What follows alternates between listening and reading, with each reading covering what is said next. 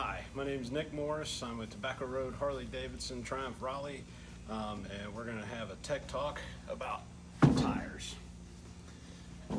So this is a brand new Harley-Davidson version of the Dunlop D407T, which is a touring tire. It's pretty heavy duty, and there's a lot of information on this. The reason we're going to talk about tires is because you only have two of them, and it's the biggest piece of safety equipment that you have on your motorcycle. So first of all, rear wheel fitment only, and it tells you the direction so you can tell if your tires have been mounted in the wrong way.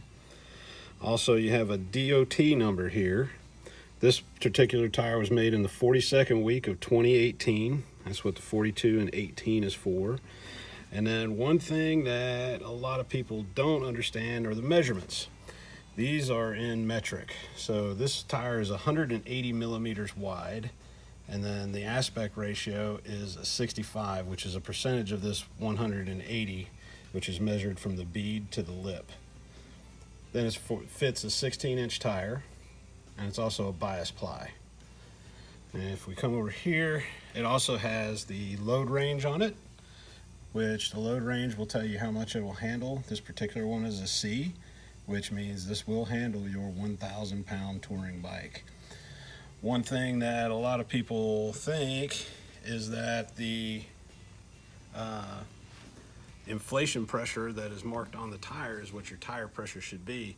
That's just not right. It should be checked from the owner's manual. If you look on the side of the tire and it tells you a maximum air pressure, that is for seating the bead when we are mounting the tire. So that's what that maximum pressure is for. So this is a brand new tire, and I'm going to show you what the tread depth on it is. This is a nifty little gauge. So right now we're at 9/32 of an inch. Now, when it comes to replacing your tires, this is a worn out one. There's a wear bar on the tire, and when you see this wear bar get even with the tread, then it's time to replace them. And you can't even really see it on the new tire. As you can see, it's way buried in there. So this particular tire has what we call cupping or scalloping, and you can see the rough edges of the wear. That comes from a portion of the tire leaving the ground while some other portion of the tire is on the ground. Now, how does that happen without doing a wheelie or a stoppie? It happens because too much air pressure or too little air pressure. In other words, this tire was run pretty much flat. And as you can see right down the center, it's flat and then curves here. So this tire was run with low air pressure in it, and that's where the scalloping comes from.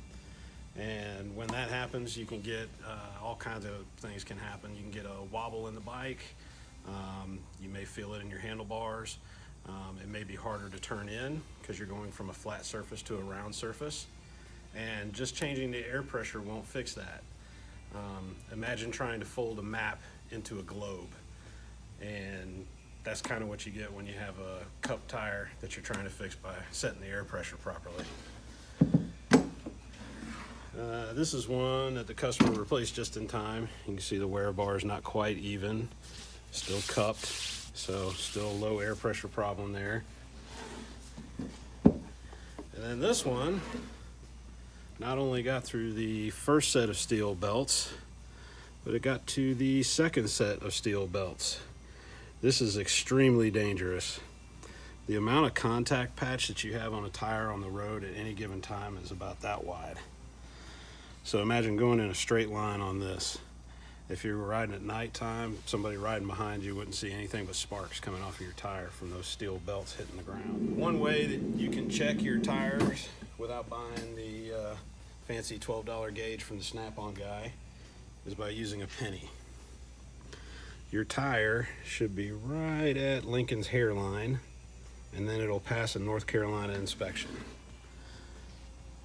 So you put it in like so, and you can see it doesn't even get past the words, so that tire will not pass an inspection. Same here. Now, if you measure it on the side, see how much tread he had left on the side? That's a cheap tool just to check your tires before you bring it in for an inspection. Then you know whether or not you're expecting a tire replacement when you have an inspection with us. If you have any questions about anything that I've talked about today, feel free to give me an email. It's nick@tobaccoroadhd.com. I'd be happy to take any of your questions and help you out with anything you need. Thanks.